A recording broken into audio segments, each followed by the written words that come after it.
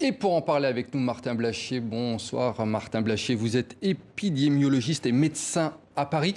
Il n'y a pas eu vraiment de grosses annonces lors de cette annonce de cette allocution de Jean Castex. On va en donner quand même toutefois 2 ou 3.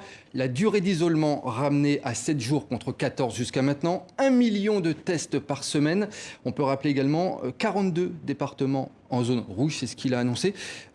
Voilà pour les principales mesures. Qu'est-ce que vous pensez de ces annonces du gouvernement ? Ouais, effectivement, il n'y a pas d'annonce. Les 1 million de tests, on l'a déjà. On savait depuis quelques jours que la quatorzaine allait être amenée à une septaine. Ils nous l'ont expliqué. On a compris que les contaminations se faisaient dans les 7 premiers jours après les symptômes.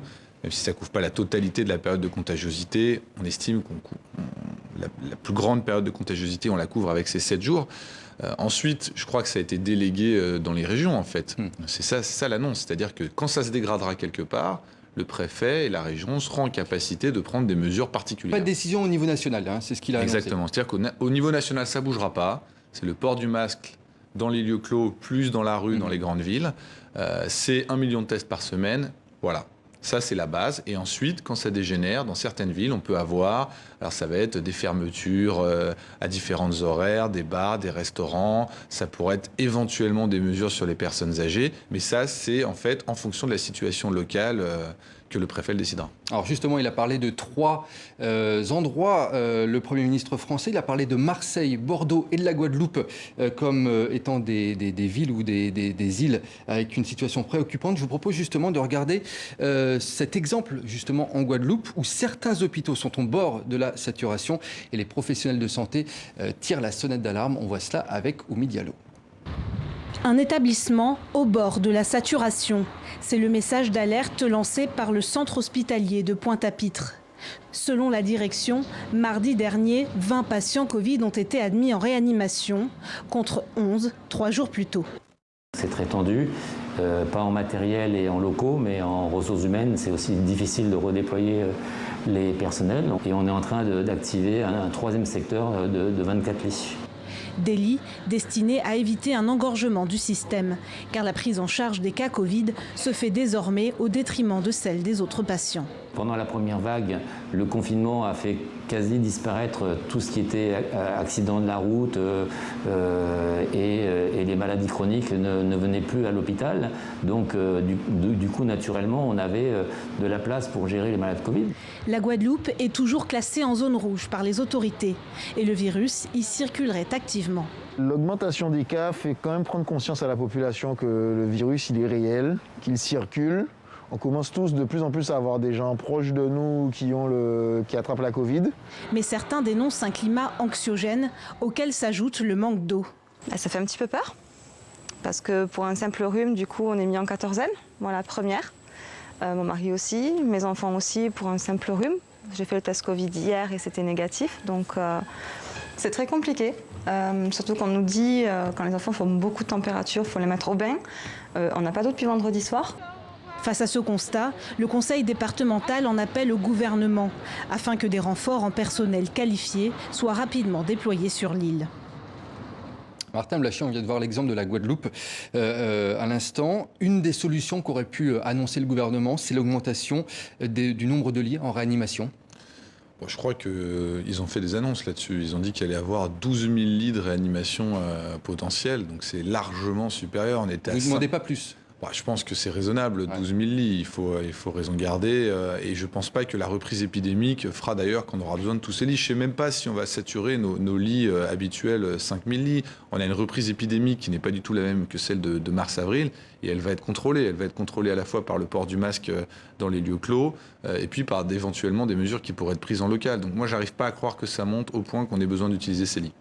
Une des informations qu'a délivré Jean Castex ce soir, c'est que le profil des gens hospitalisés était le même que celui de mars dernier. Pas de grande surprise, mais il a quand même souhaité donner cette information comme quoi les personnes les plus fragiles, les personnes âgées, il fallait faire attention.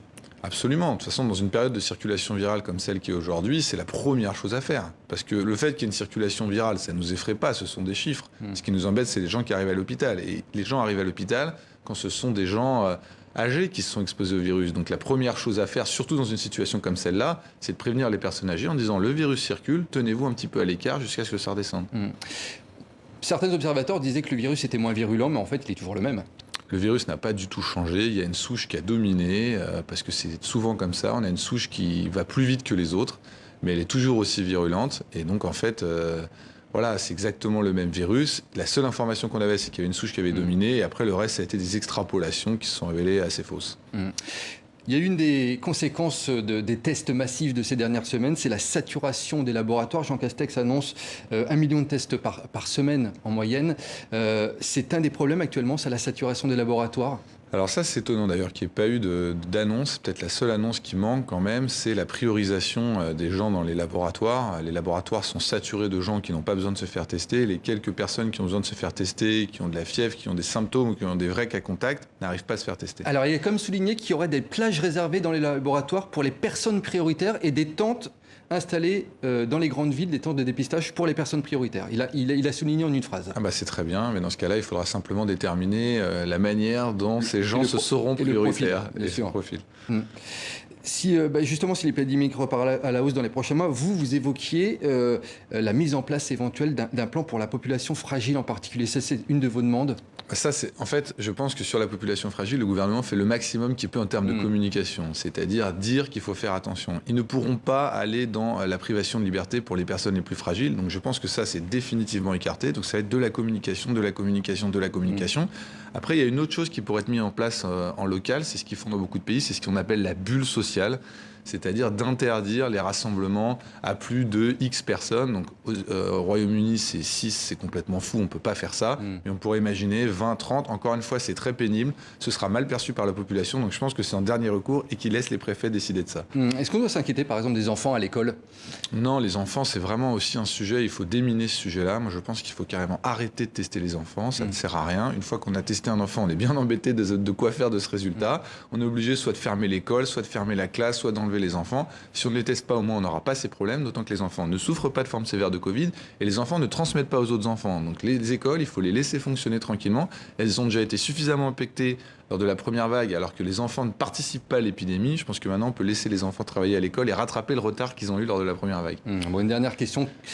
Les prochains mois, on les voit comment ? Est-ce qu'il faut attendre un vaccin ? Il y a des médicaments éventuels. Le port du masque systématique, comme on le voit dans certaines villes. Les prochains mois, ça va ressembler à quoi ? Alors le port du masque, il va rester. Ça, j'ai du mal à croire que le port du masque, en particulier dans les lieux clos, donc il y aura peut-être un espèce de phénomène de revient du masque à l'extérieur. Ça, on n'a peut-être pas fini avec cette polémique, mais le masque dans les lieux clos, c'est une évidence. Et d'ailleurs, tout le monde l'accepte, même les anti-masques qui parlent surtout du masque à l'extérieur. Après, effectivement, il y aura peut-être quelque chose qui va venir de l'innovation. Un vaccin, même s'il n'est pas terrible, il devrait pouvoir influer sur l'épidémie. Et il y a pas mal de médicaments qui sont en train de se développer, des médicaments que vous pourriez prendre et vous seriez, non seulement vous seriez guéri tout de suite, et en plus vous ne porteriez plus le virus, ce qui fait que vous n'auriez pas besoin de vous isoler. Et ça pourrait aussi changer la donne.